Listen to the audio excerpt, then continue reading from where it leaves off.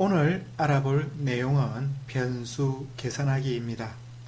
변수 계산하기란 각 변수 간에 어떤 계산을 적용하여 새로운 변수를 만드는 방법입니다. 이것을 하는 이유는 여러 문항을 하나의 변인으로 취급하여 자료의 특성을 좀 더 효과적으로 파악하기 위해서입니다. 우리가 일반적으로 하는 변수 계산은 각 변인을 다 더하거나 각 변인을 평균을 내어서 새로운 변수를 만드는 것입니다. 방법은 변환 메뉴로 들어가서 여기에 계산기 모양이 그림이 그려져 있는 변수 계산 메뉴를 이용을 하면 됩니다. 그런데 이때 변수 계산을 할 때 가장 먼저 생각해야 할 것은 결척값을 어떻게 해야 할지 결정하는 일입니다. 지금 보시면 A1 변수에 99라고 우리가 이제 지정해 놓은 무응답 결척값이 있고 그냥 값이 없는 시스템 결척값이 있습니다. 응답자가 그냥 응답할 필요가 없었던 시스템 결척값이 이렇게 점으로 찍혀 있는 것입니다. 이런 경우에 이 결척값을 어떤 값으로 바꾸거나 아니면 결척값이 있는 이 응답자를 삭제하거나 아니면 또는 이 결척값이 있는 이 변인 A1이라는 변인 또는 이걸 문항이라고 말을 할 수도 있겠죠. A1이라는 문항을 삭제하는 것입니다. 그런데 이에 대한 보다 자세한 방법은 나중에 알아보고요. 우선 결척값이 있을 때와 없을 때 계산 방식에 따라서 다른 결과가 나온다는 것을 한번 확인해 보려고 합니다. 자, 그러면 A1과 A2를 한번 더해서 새로운 변수 B를 만든다고 한번 가정을 해보고 연습을 해보겠습니다. 자, 변환 메뉴로 들어갑니다. 그러면 여기 변수 계산이 있죠. 자, 여기에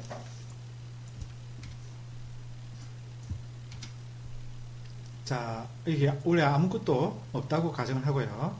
자, 여기 대상 변수에는 A1 변수와 A2 변수를 더해서 만들 새로운 변수명을 적어주면 됩니다. 그것을 우리가 이제 B라고 한번 해볼게요. B라고 하면 이 아래에 있는 이 버튼이 이제 나타나게 되는데 이걸 클릭을 하면 이 변수 B에 대해서 이제 설명을 적을 수 있게 됩니다. 그리고 유형이 숫자면 숫자라고 이렇게 표시를 할 수가 있게 되고요.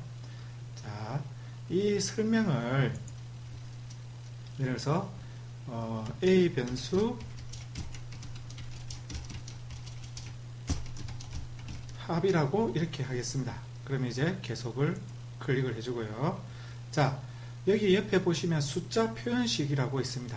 여기 이 숫자 표현식에다가 계산을 할 변수를 보내면 됩니다.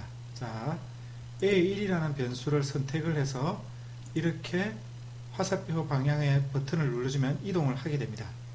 그런데 이때 이렇게 이동을 시켜도 되고 아니면 그냥 여기다가 A2라고 직접 변수명을 적어도 됩니다. 그거는 여러분들이 편하게 하시면 되고요. 자, 여기 보시면 여러 가지 계산 기호가 있습니다. 주로 쓰는 것은 더하기, 빼기, 곱하기, 나누기를 아마 이제 주로 쓰게 될 겁니다. 그리고 그 옆에는 함수 집단이라고 있습니다. 이 함수 집단에는 이제 우리가 좀 더 편리하게 계산을 하거나 아니면 좀 더 고급 계산을 할 때 이 함수 집단을 이용을 하게 될 겁니다. 자, 여기 밑에 보면 또 조건이라고 있는데 이거는 케이스를 선택해서 그 케이스만 어떤 계산이 적용될 수 있도록 하는 건데요. 이거는 나중에 다시 한번 알아보도록 하겠습니다.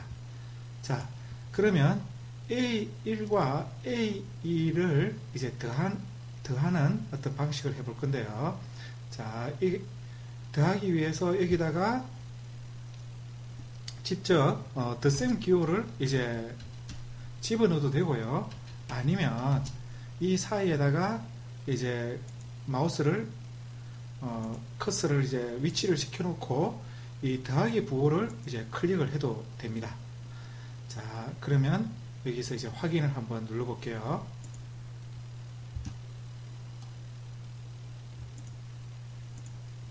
자, B라는 새로운 어떤 변수명이 이제 여기에 나타나는 것을 이제 확인할 수 있게 됐습니다. 자, 바로 이어서 다른 방식으로 해서 같이 비교를 해볼게요.